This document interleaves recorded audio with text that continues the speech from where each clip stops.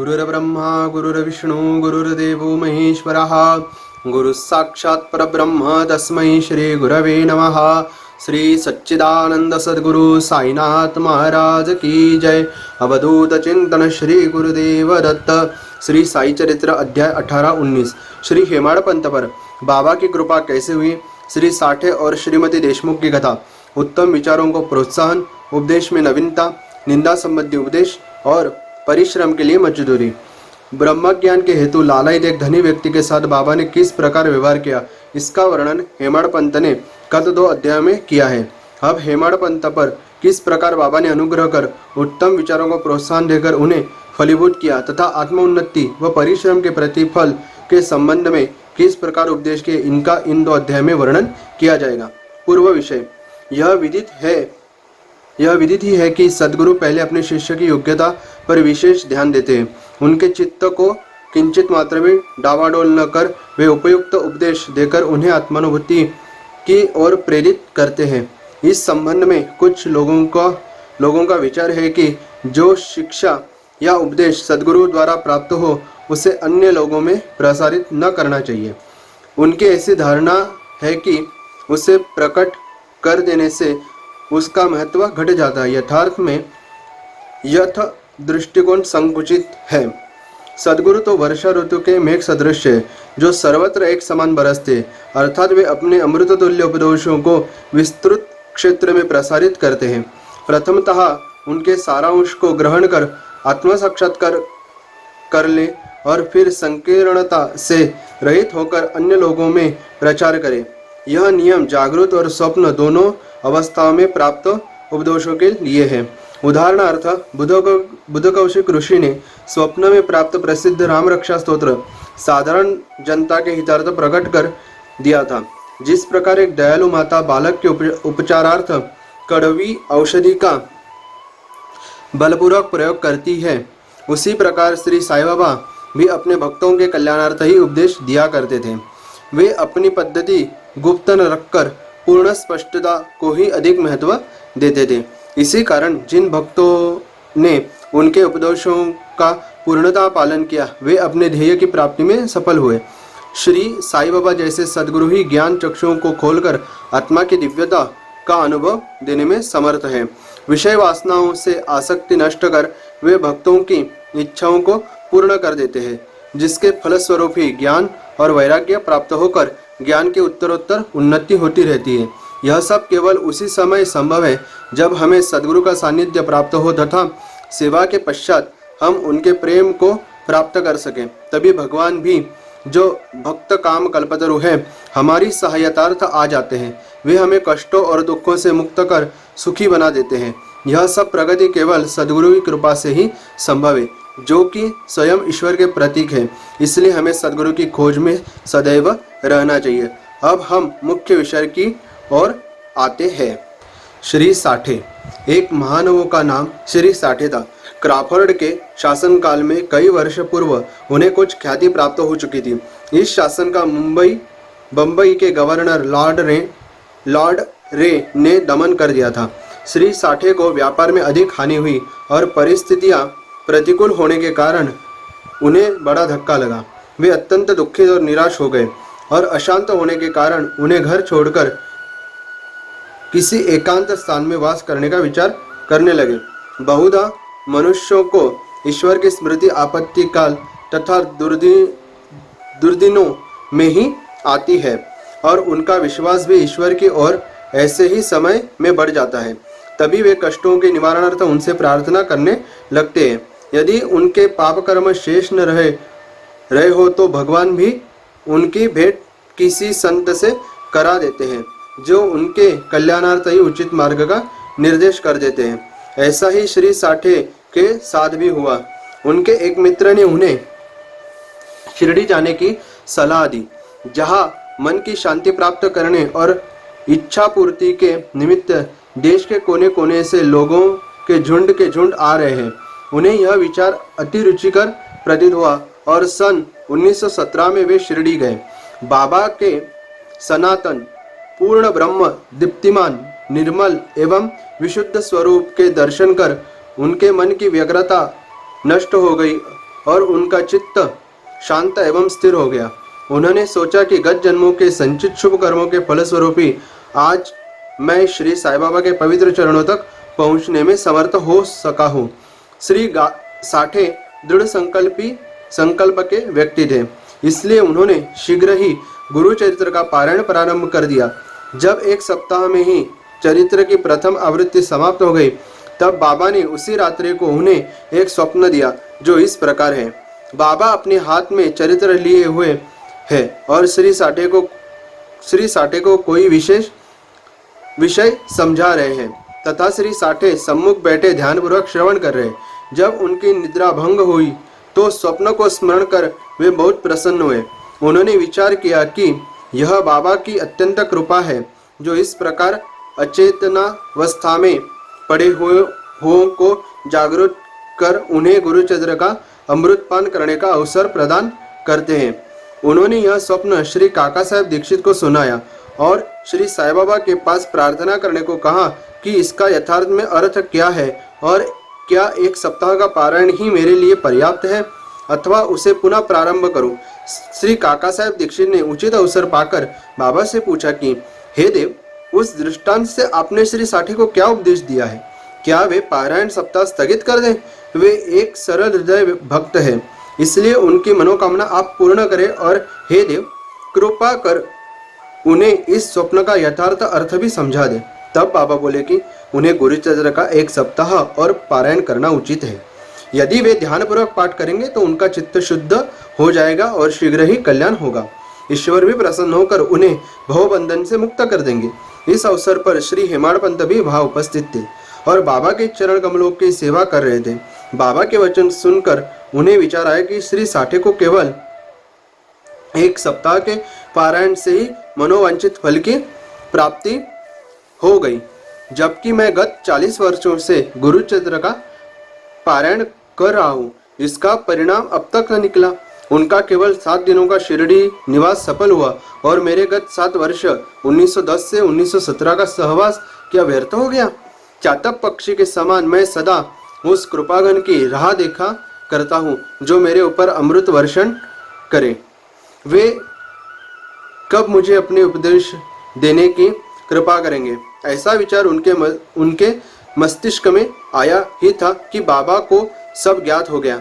ऐसा भक्तों ने सदैव ही अनुभव किया है कि उनके समस्त विचारों को जानकर बाबा तुरंत कुविचारों का दमन कर उत्तम विचारों को प्रोत्साहित करते थे।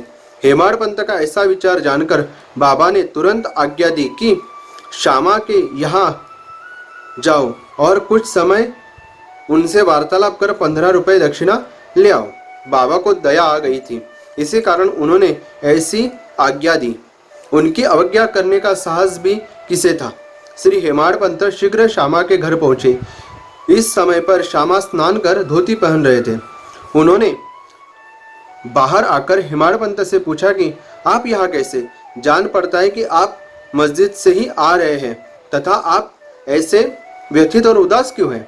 आप अकेले ही क्यों आए हैं? आइए बैठिए और थोड़ा विश्राम तो करिए। जब तक मैं पूजनादि से निवृत्त हो जाऊं तब तक आप कृपा करके पान आदि ले। इसके पश्चात ही हम और आप सुखपूर्वक वार्तालाप करें। ऐसा कहकर वे भीतर चले गए। दालान में बैठे बैठे हेमाड़ पंत की दृष्टि अचानक खिड़की पर रखी नाथ भागवत पर पड़ी। नाथ भागवत श्री एकनाथ द्वारा महाभागवत के 11वें स्कंद पर मराठी भाषा में की हुई एक टीका है।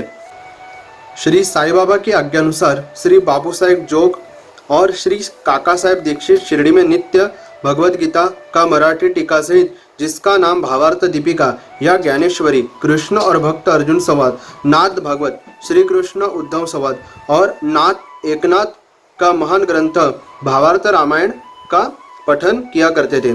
जब भक्तगण बाबा से कोई प्रश्न पूछने आते तो वे कभी आंशिक उत्तर देते और कभी उनको उपयुक्त भागवत तथा प्रमुख ग्रंथों का श्रवण करने को कहते थे, जिन्हें सुनने पर भक्तों को अपने प्रश्नों के पूर्णतया संतोषप्रद उत्तर प्राप्त हो जाते थे। श्री हेमाड़ पंत भी नित्य प्रति नाथ भागवत के कुछ अंशों का पाठ किया करते थे। आज प्रातः मस्जिद को आते समय कुछ भक्तों के सत्संग के कारण उन्होंने नित्य नियमानुसार पाठ अधूरा छोड़ दिया था। उन्होंने जैसे ही वह ग्रंथ उठाकर खोला तो अपने अपूर्ण भाग का पृष्ठ सामने देखकर उनको आश्चर्य हुआ। उन्होंने सोचा कि बाबा ने इसी कारण ही मुझे यहाँ भेजा है ताकि मैं अपना शेष पाठ पूरा कर लूं, और उन्होंने शेष अंश का पाठ आरंभ कर दिया। पाठ पूर्ण होते ही श्यामा भी बाहर आए और उन दोनों में वार्तालाप होने लगा। हेमाड़ पंत ने कहा कि मैं बाबा का एक संदेश लेकर आपके पास आया हूँ। उन्होंने मुझे आपसे 15 रुपए दक्षिणा लाने तथा थोड़ी देर वार्तालाप कर आपको अपने स्थान लेकर मस्जिद वापस आने की आज्ञा दी है। श्यामा आश्चर्य से बोले, मेरे पास तो एक फूटी कौड़ी भी नहीं है, इसलिए आप रुपए के बदले दक्षिणा में मेरे 15 नमस्कार ले जाओ। तब हेमाड़ पंत ने कहा कि ठीक है, मुझे आपके 15 नमस्कार स्वीकार है। आइए अब हम कुछ वार्तालाप करें और कृपा कर बाबा की कुछ लीलाएं आप मुझे सुनाएं जिससे पाप नष्ट हो। श्यामा बोले, तो कुछ देर बैठो, बस ईश्वर बाबा की लीला अद्भुत है। कहाँ मैं एक अशिक्षित देहाती और कहाँ आप एक विद्वान। यहाँ आने के पश्चात तो आप बाबा की अनेक लीलाएं स्वयं देख ही चुके हैं, जिनका अब मैं आपके समक्ष कैसे वर्णन कर सकता हूँ। अच्छा, यह पान सुपारी तो खाओ, तब तक मैं कपड़े पहन लूँ। थोड़ी देर में श्यामा बाहर आए और फिर दोनों में इस प्रकार वार्तालाप होने लगा। श्यामा बोले, इस परमेश्वर बाबा की लीलाएं अगाध है, जिसका कोई पार नहीं। वे तो लीलाओं से अलिप्त रहकर सदैव विनोद किया करते हैं। इसे हम अज्ञानी जीव क्या समझ सके। बाबा स्वयं ही क्यों नहीं कहते, आप सरीखे विद्वान को मुझ जैसे मूर्ख के पास क्यों भेजा है। उनकी कार्यप्रणाली ही कल्पना के परे है। मैं तो इस विषय में केवल इतना ही कह सकता हूँ कि वे लौकिक नहीं है। इस भूमिका के साथ ही श्यामा ने कहा कि मुझे एक की स्मृति हो आई है जिसे मैं व्यक्तिगत रूप से जानता हूँ। जैसी भक्त की निष्ठा और भाव होता है, बाबा भी उसी प्रकार उनकी सहायता करते हैं। कभी कभी तो बाबा भक्त की कठिन परीक्षा लेकर ही उसे उपदेश दिया करते हैं। उपदेश शब्द सुनकर साठे के गुरुचरित्र पारायण की घटना का तत्कालीन स्मरण करके हेमाड़ पंत को रोमांच हो आया। उन्होंने सोचा, कदाचित बाबा ने मेरे चित्त की चंचलता नष्ट करने के लिए ही मुझे यहाँ भेजा है। फिर भी वे अपने विचार प्रकट न कर श्यामा की कथा को ध्यानपूर्वक सुनने लगे। उन सब कथाओं का सार केवल यही था कि अपने भक्त के प्रति बाबा के मन में कितनी दया और स्नेह है। इन कथाओं को श्रवण कर हेमाड़ पंत को आंतरिक उल्लास का अनुभव होने लगा। श्यामा ने नीचे लिखी कथा कही। श्रीमती राधाबाई देशमुख। एक समय एक वृद्धा श्रीमती राधाबाई, जो खाशाबा देशमुख की माँ थी, बाबा की कीर्ति सुनकर संगमनेर के लोगों के साथ शिरडी आई। बाबा के श्री दर्शन कर उन्हें अत्यंत प्रसन्नता हुई। श्री साई चरणों में उनकी अटल श्रद्धा थी, इसलिए उन्होंने यह निश्चय किया कि जैसे भी हो बाबा को अपना गुरु बनाकर उनसे उपदेश ग्रहण किया जाए। आमरण अनशन का दृढ़ निश्चय कर अपने विश्राम गृह में आकर उन्होंने अन्न जल त्याग दिया और इस प्रकार 3 दिन व्यतीत हो गए। माधवराव देशपांडे इस वृद्धा की अग्नि परीक्षा से बिल्कुल भयभीत हो गया और बाबा से प्रार्थना करने लगा कि देवा, आपने अब यह क्या आरंभ कर दिया है। ऐसे कितने लोगों को आप यहाँ आकर्षित किया करते हैं। आप उस वृद्ध महिला से पूर्ण परिचित ही है जो हठपूर्वक आप पर अवलंबित है। यदि आपने कृपा दृष्टि कर उसे उपदेश न दिया और यदि दुर्भाग्यवश उसे कुछ हो गया तो लोग व्यर्थ ही आपको दोषी ठहराएंगे और कहेंगे कि बाबा से उपदेश प्राप्त न होने की वजह से ही उसकी मृत्यु हो गई है। इसलिए अब दया कर उसे आशीष और उपदेश दीजिए।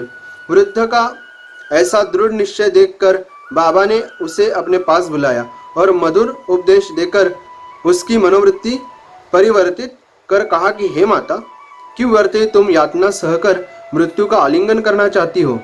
तुम मेरी माँ और मैं तुम्हारा बेटा। तुम मुझ पर दया करो और जो कुछ भी मैं हूँ उसे ध्यानपूर्वक सुनो, और जो कुछ मैं कहूँ उसे ध्यानपूर्वक सुनो। मैं अपनी स्वयं की कथा तुमसे कहता हूँ, और यदि तुम उसे ध्यानपूर्वक श्रवण करोगी तो तुम्हें अवश्य परम शांति प्राप्त होगी। मेरे एक गुरु जो बड़े सिद्ध पुरुष थे, मुझ पर बड़े दयालु थे। दीर्घकाल तक मैं उनसे कभी अलग होना भी नहीं चाहता था। मेरी प्रबल उत्कंठा थी कि उनकी सेवा कर जिस प्रकार भी संभव हो मंत्र प्राप्त करूं, परंतु उनकी रीति न्यारी ही थी। उन्होंने पहले मेरा मुंडन कर मुझसे 2 पैसे दक्षिणा में मांगे, जो मैंने तुरंत ही दे दिए। यदि तुम प्रश्न करो कि मेरे गुरु जब पूर्ण निष्काम थे तो उन्हें पैसा मांगना क्या शोभनीय था, और फिर उन्हें विरक्त भी कैसे कहा जा सकता था? इसका उत्तर केवल यह है कि वे कंचन को ठुकराया करते थे, क्योंकि उन्हें उसकी स्वप्न में भी आवश्यकता न थी। उन 2 पैसों का अर्थ था दृढ़ निश्चय और धैर्य। जब मैंने ये दोनों वस्तुएं उन्हें अर्पित कर दी तो वे अत्यंत प्रसन्न हुए। मैंने 12 वर्ष उनके श्री चरणों की सेवा में ही व्यतीत किए। उन्होंने ही मेरा भरण पोषण किया, अतः मुझे भोजन और वस्त्रों का कोई अभाव न था। वे प्रेम की मूर्ति थे अथवा यो कहो कि वे प्रेम के साक्षात अवतार थे। मैं उनका वर्णन ही कैसे कर सकता हूँ, क्योंकि उनका तो मुझ पर अधिक स्नेह था, और उनके समान कोई बिरला ही गुरु मिलेगा। जब मैं उनकी ओर निहारता तो मुझे ऐसा प्रतीत होता कि वे गंभीर मुद्रा में ध्यानमग्न है, और तब हम दोनों आनंदित हो जाते थे। 8 प्रहर मैं एकटक उनके ही श्रीमुख की ओर निहारा करता था। मैं भूख और प्यास की सुध बुध खो बैठा। उनके दर्शनों के बिना मैं अशांत हो उठता था। गुरु सेवा की चिंता के अतिरिक्त मेरे लिए और कोई चिंतनीय विषय या पदार्थ नहीं था। मुझे तो सदैव उन्हीं का ध्यान रहता था, अतः मेरा मन उनके चरण कमलों में लीन हो गया। यह हुई 1 पैसे की दक्षिणा। धैर्य है दूसरा पैसा। मैं धैर्यपूर्वक बहुत काल तक प्रतीक्षा कर गुरु सेवा करता रहा। यही धैर्य तुम्हें भी भवसागर से पार उतार देगा। धैर्य ही मनुष्य में मनुष्यत्व है। धैर्य धारण करने से समस्त पाप और मोह नष्ट होकर उनके हर प्रकार के संकट दूर होते तथा भय जाता रहता है। इसी प्रकार तुम्हें भी अपने ध्येय की प्राप्ति हो जाएगी। धैर्य तो गुणों की खदान व उत्तम विचारों की जननी है। निष्ठा और धैर्य 2 जुड़वा बहनों के समान ही है, जिनमें परस्पर प्रगाढ़ प्रेम है। मेरे गुरु मुझसे किसी वस्तु की आकांक्षा न रखते थे। उन्होंने कभी मेरी उपेक्षा न की, वरन सदैव रक्षा करते रहे। यद्यपि मैं सदैव उनके चरणों के समीप ही रहता था, फिर भी कभी किन्हीं अन्य स्थानों पर यदि चला जाता तो भी मेरे प्रेम में कभी कमी न हुई। वे सदा मुझ पर कृपा दृष्टि रखते थे। जिस प्रकार कछुए प्रेम दृष्टि से अपने बच्चों का पालन करती है, चाहे वे उसके समीप हो अथवा नदी के उस पार, सो हे माँ, मेरे गुरु ने तो मुझे कोई मंत्र सिखलाया ही नहीं, तब मैं तुम्हारे कान में कैसे कोई मंत्र फूंकूं? केवल इतना ही ध्यान रखो कि गुरु की भी कछुओं के समान ही प्रेम दृष्टि से हमें संतोष प्राप्त होता है। इस कारण व्यर्थ में किसी से उपदेश प्राप्त करने का प्रयत्न न करो। मुझे ही अपने विचारों तथा कर्मों का मुख्य ध्येय बना लो, और तब तुम्हें निसंदेह ही परमार्थ की प्राप्ति हो जाएगी। मेरी ओर अन्य भाव से देखो तो मैं भी तुम्हारी और वैसे ही देखूंगा। इस मस्जिद में बैठकर मैं सत्य ही बोलूंगा कि किन्हीं साधनाओं यह शास्त्रों के अध्ययन की आवश्यकता नहीं, वरन केवल गुरु में विश्वास ही पर्याप्त है।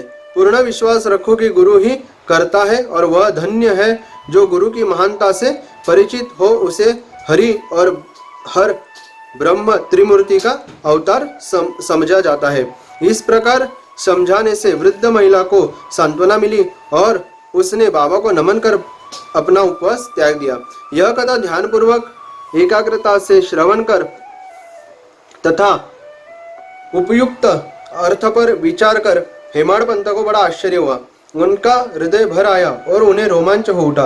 अत्यंत आनंद विभोर हो जाने से उनका कंठ रुद्ध गया और वे मुख से एक शब्द भी न बोल सके। उनकी ऐसी स्थिति देख श्यामा ने पूछा कि आप ऐसे स्तब्ध क्यों हो गए, बात क्या है? बाबा की तो इस प्रकार की लीलाएं अगणित हैं, जिनका वर्णन मैं किस मुख से करूं? ठीक उसी समय मस्जिद में घंटानाद होने लगा, जो कि मध्याह्न पूजन तथा आरती के आरंभ का द्योतक था। तब श्यामा और हेमाड़ पंत भी शीघ्र ही मस्जिद की ओर चले। बाबू साहब जोग ने पूजन आरंभ कर दिया था। स्त्रियां मस्जिद के ऊपर खड़ी थीं और पुरुष वर्ग नीचे मंडप में। सब उच्च स्वर में वाद्यों के साथ साथ आरती गा रहे थे। तभी हेमाड़ पंत का हाथ पकड़े हुए श्यामा भी ऊपर पहुंचे और वे बाबा के दाहिने ओर तथा हेमाड़ पंत बाबा के सामने बैठ गए। उन्हें देख बाबा ने श्यामा से लाई हुई दक्षिणा देने के लिए कहा। तब हेमाड़ पंत ने उत्तर दिया कि रुपयों के बदले श्यामा ने मेरे द्वारा आपको 15 नमस्कार भेजे हैं तथा स्वयं ही यहाँ आकर उपस्थित हो गए हैं। बाबा ने कहा, अच्छा ठीक है, तो अब मुझे यह बताओ कि तुम दोनों में आपस में किस विषय पर वार्तालाप हुआ है? तब घंटे ढोल और सामूहिक गान की ध्वनि की चिंता न करते हुए हेमाड़ पंत उत्कंठा पूर्वक उन्हें वह वार्तालाप सुनाने लगे। बाबा भी सुनने को अति उत्सुक थे, इसलिए वे तकिया छोड़कर थोड़ा आगे झुक गए। हेमाड़ पंत ने कहा कि वार्ता अति सुखदायी थी, विशेषकर उस वृद्ध महिला की कथा तो ऐसे अद्भुत थी कि जिसे श्रवण कर मुझे तुरंत ही विचार आया कि आपकी लीलाएं अगाध और इस कथा की ही ओट में आपने मुझ पर विशेष कृपा की है। तब बाबा ने कहा, वह तो बहुत ही आश्चर्यपूर्ण है। अब मेरी तुम पर कृपा कैसे हुई, इसका पूर्ण विवरण सुना। कुछ काल पूर्व सुना वार्तालाप जो उनके हृदय पटल अंकित हो चुका था, वह सब उन्होंने बाबा को सुना दिया। वार्ता सुनकर बाबा अति प्रसन्न हो कहने लगे कि क्या कथा से प्रभावित होकर उसका अर्थ भी तुम्हारी समझ में आया है? तब हेमाड़ पंत ने उत्तर दिया कि हाँ बाबा, आया तो है। उससे मेरे चित्त की चंचलता नष्ट हो गई है। अब यथार्थ में मैं वास्तविक शांति और सुख का अनुभव कर रहा हूँ तथा मुझे सत्य मार्ग का पता चल गया। तब बाबा बोले, सुनो, मेरी पद्धति भी अद्वितीय है। यदि इस कथा का स्मरण रखोगे तो यह बहुत ही उपयोगी सिद्ध होगी। आत्मज्ञान प्राप्त करने के लिए ध्यान अत्यंत आवश्यक है और यदि तुम इसका निरंतर अभ्यास करते रहोगे तो कुप्रवृत्तियां शांत हो जाएंगी। तुम्हें आसक्ति रहित होकर सदैव ईश्वर का ध्यान करना चाहिए जो सर्व प्राणियों में व्याप्त है, और जब इस प्रकार मन एकाग्र हो जाएगा तो तुम्हें ध्येय की प्राप्ति हो जाएगी।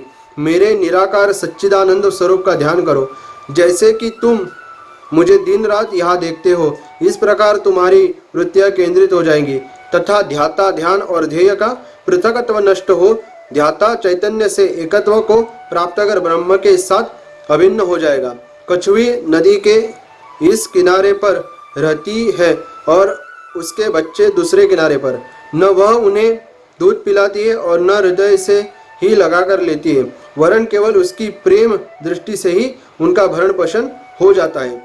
छोटे बच्चे भी कुछ न करके केवल अपनी माँ का ही स्मरण करते रहते हैं।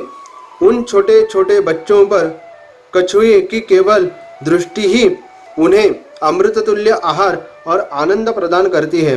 ऐसा ही गुरु और शिष्य का भी संबंध है। बाबा ने ये अंतिम शब्द कहे ही थे कि आरती समाप्त हो गई और सबने उच्च स्वर से श्री सच्चिदानंद सद्गुरु साईनाथ महाराज की जय बोला। प्रिय पाठकों, कल्पना करो कि अब हम सब भी इस समय उसी भीड़ और जय जयकार में सम्मिलित है। आरती समाप्त होने पर प्रसाद वितरण हुआ। बापू साहेब जोग हमेशा की तरह आगे बढ़े और बाबा को नमस्कार कर मुट्ठी भर मिश्री का प्रसाद बाबा को दिया। यह मिश्री हेमाड़ पंत को देकर वे बोले कि यदि तुम इस कथा को अच्छी तरह से सदैव स्मरण रखोगे तो तुम्हारी भी स्थिति इस मिश्री के समान मधुर होकर समस्त इच्छाएं पूर्ण हो जाएंगी और तुम सुखी हो जाओगे। हेमाड़ पंत ने बाबा को साष्टांग प्रणाम किया और स्तुति की कि प्रभु इसी प्रकार दया कर सदैव मेरी रक्षा करते रहो। तब बाबा ने आशीर्वाद देकर कहा कि इन कथाओं का श्रवण कर नित्य मनन तथा निधि ध्यासन कर तत्व ग्रहण करो, तब तुम्हें ईश्वर का सदा स्मरण तथा ध्यान बना रहेगा और वह स्वयं तुम्हारे समक्ष अपने स्वरूप को प्रकट कर देगा। प्यारे पाठकों, हेमाड़ पंत को उस समय मिश्री का प्रसाद भली भांति मिला जो आज हमें इस कथामृत के पान करने का अवसर प्राप्त हुआ। आओ अब हम भी उस कथा का मनन करें तथा उसका सार ग्रहण कर बाबा की कृपा से स्वस्थ और सुखी हो जाएं। 19वें अध्याय के अंत में हेमाड़ पंत ने कुछ और भी विषयों का वर्णन किया है जो यहाँ दिए जाते हैं।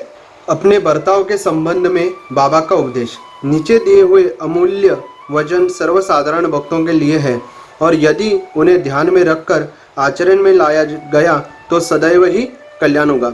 जब तक किसी से कोई पूर्व नाता या संबंध न हो तब तक कोई किसी के समीप नहीं जाता।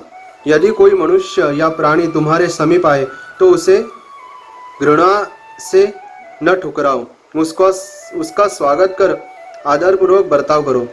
यदि तृषित को जल, क्षुधा पीड़ित को भोजन, नंगे को वस्त्र और आगंतुक को अपना दालन विश्राम करने को दोगे तो भगवान श्री हरि तुमसे निसंदेह प्रसन्न होंगे।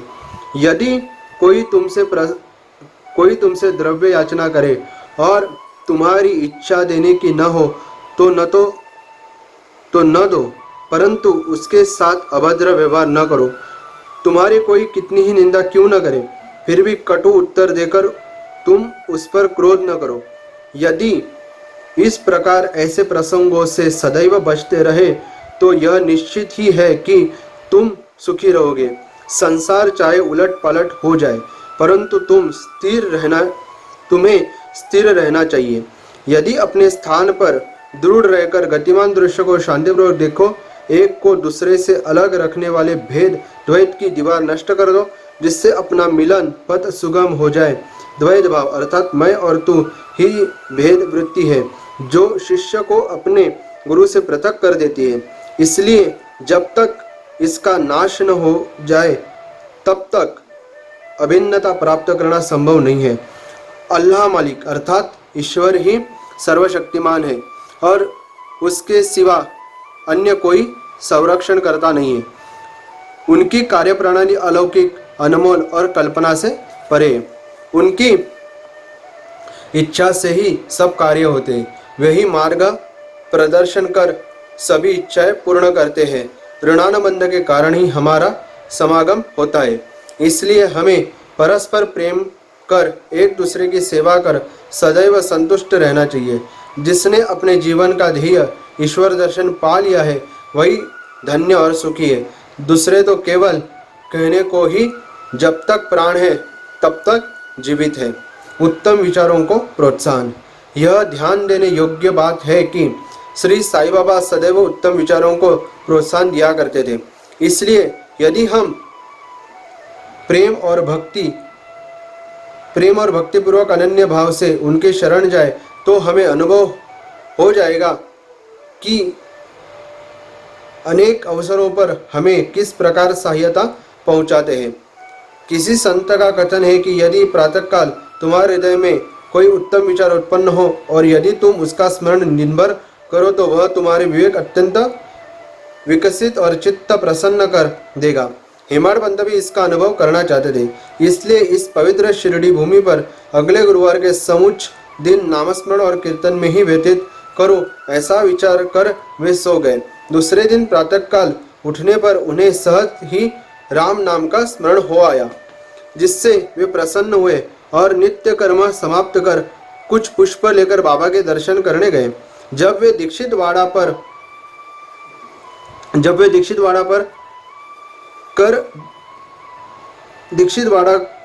पार कर बुटीवाड़े के समीप जा रहे थे तो उन्हें एक मधुर भजन की ध्वनि जो मस्जिद की ओर से आ रही थी सुनाई पड़ी।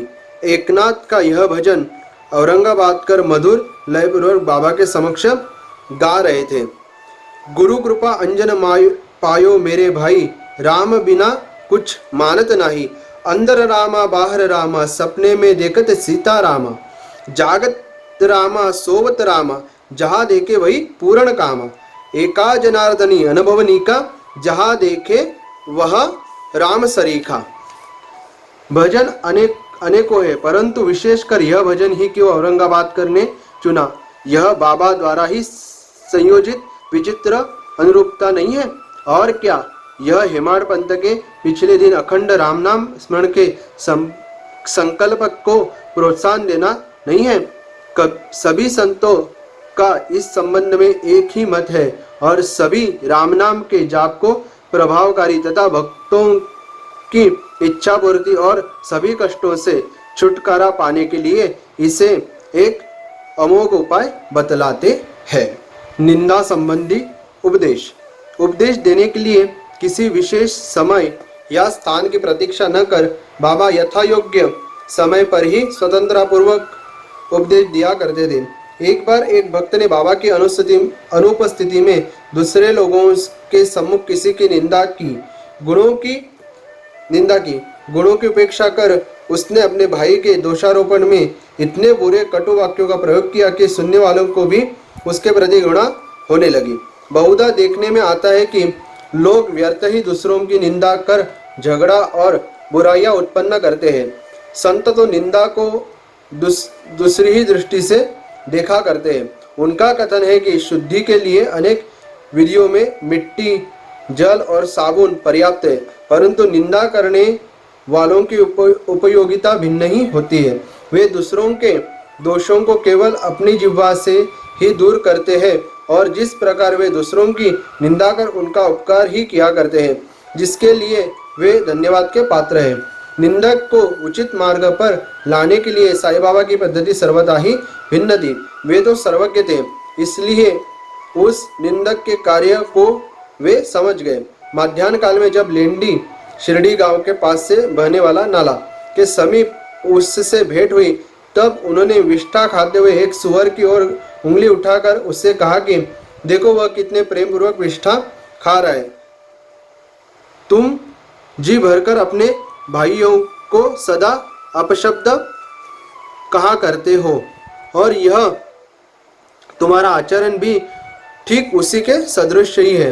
अनेक शुभ कर्मों के परिणाम स्वरूप ही तुम्हें मानव तन प्राप्त हुआ और इसलिए यदि तुमने इसी प्रकार आचरण किया तो शिरडी तुम्हारी सहायता क्या कर सकेगी? भक्त ने उपदेश ग्रहण कर लिया और वहां से चला गया। इस प्रकार प्रसंगानुसार ही वे उपदेश दिया करते थे।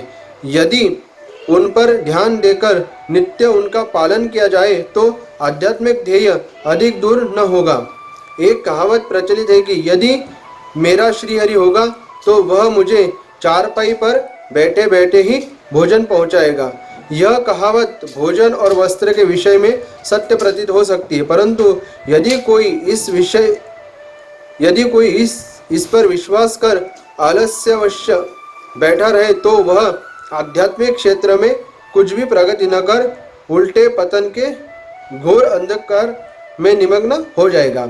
इसलिए आत्मानुभूति प्राप्ति के लिए प्रत्येक को अनवरत परिश्रम करना चाहिए और जितना प्रयत्न वह करेगा उतना ही उसके लिए लाभप्रद भी होगा। बाबा ने कहा कि मैं तो सर्वव्यापी हूँ और विश्व के समस्त भूतों तथा चराचर में व्याप्त रहकर भी अनंत हूँ। केवल उनके भ्रम निवारणार्थ ही जिनकी दृष्टि में वे 3.5 हाथ के मानव थे, स्वयं सगुण रूप धारण कर अवतीर्ण हुए। इसलिए जो भक्त अनन्य भाव से उनकी शरण आए और जिन्होंने दिन रात ही उनका ध्यान किया, उन्हें उनसे अभिन्नता प्राप्त हुई। जिस प्रकार की माधुर्य और मिश्री, लहर और समुद्र तथा नेत्र और कांति में अभिन्नता हुआ करती है, जो आवागमन के चक्र से मुक्त होना चाहिए, वे शांत और स्थिर होकर अपना धार्मिक जीवन व्यतीत करें। दुखदायी कटु शब्दों के प्रयोग से किसी को दुखित न कर सदैव उत्तम कार्यों से संलग्न रहकर अपना कर्तव्य करते हुए अनन्य भाव से भयभीत हो उनकी शरण में जाना चाहिए। जो पूर्ण विश्वास से उनकी लीलाओं का श्रवण कर उनका मनन करेगा तथा अन्य वस्तुओं की चिंता त्याग देगा, उसे निसंदेह ही आत्मानुभूति की प्राप्ति होगी। उन्होंने अनेकों से नाम का जाप कर अपनी शरण में आने को कहा। जो यह जानने को उत्सुक थे कि मैं कौन हूँ, बाबा ने उन्हें भी लीलाएं श्रवण और मनन करने का परामर्श दिया। किसी को भगवत लीलाओं का श्रवण, किसी को भगवत पूजन, तो किसी को अध्यात्म रामायण या व ज्ञानेश्वरी तथा धार्मिक ग्रंथों का पठन एवं अध्ययन करने को कहा। अनेकों को अपने चरणों के समीप रहकर बहुतों को खंडोबा शिव अवतार के मंदिर में भेजा तथा अनेकों को विष्णु सहस्त्रनाम का जाप करने व छांदोग्य उपनिषद तथा गीता का अध्ययन करने को कहा। उनके उपदेशों की कोई सीमा न थी। उन्होंने किन्हीं को प्रत्यक्ष और बहुतों को स्वप्न में दृष्टांत दिए। एक बार वे एक मदिरा सेवी के स्वप्न में प्रकट होकर उसकी छाती पर चढ़ गए और जब उसने मद्यपान त्यागने की शपथ खाई तभी उसे छोड़ा। किसी किसी को मंत्र जैसे गुरु ब्रह्मा आदि का अर्थ स्वप्न में समझाया तथा कुछ हठयोगियों को हठयोग छोड़ने का निर्देश देकर चुपचाप बैठ धैर्य रखने को कहा। उनसे सुगम पथ और विधि का वर्णन ही असंभव है। साधारण सांसारिक व्यवहारों में उन्होंने अपने आचरणों द्वारा ऐसे अनेकों उदाहरण प्रस्तुत किए, जिनमें से एक यहाँ नीचे दिया जाता है। परिश्रम के लिए मजदूरी। एक दिन बाबा ने राधा कृष्ण माई के घर के समीप आकर एक सीढ़ी लाने को कहा। तब एक भक्त सीढ़ी ले आया और उनके बतलाए अनुसार वामन गोनकर के घर पर उसे लगाया। वे उनके घर पर चढ़ गए और राधा कृष्ण माई के छप्पर पर से होकर दूसरे छोर से नीचे उतर आए। इसका अर्थ किसी की समझ में न आया। राधा कृष्ण माई इस समय ज्वर से कांप रही थी, इसलिए हो सकता है कि उनका ज्वर दूर करने के लिए उन्होंने ऐसा किया हो। नीचे उतरने के पश्चात शीघ्र ही उन्होंने सीढ़ी लाने वाले को 2 रुपये परिश्रमिक स्वरूप दिए। तब एक ने साहस कर उनसे पूछा कि इतने अधिक पैसा देना क्या अर्थ रखता है। उन्होंने कहा कि किसी से भी ना उसके परिश्रम का मूल्य चुकाए कार्य न करना चाहिए और कार्य करने वाले को उसके श्रम का शीघ्र निपटारा कर उदार हृदय से मजदूरी देनी चाहिए। श्री सद्गुरु साईनाथार्पणमस्तु। शुभम भवतु। अवधूत चिंतन श्री गुरुदेव दत्त गुरु महाराज की जय। श्री सच्चिदानंद सद्गुरु साईनाथ महाराज की जय।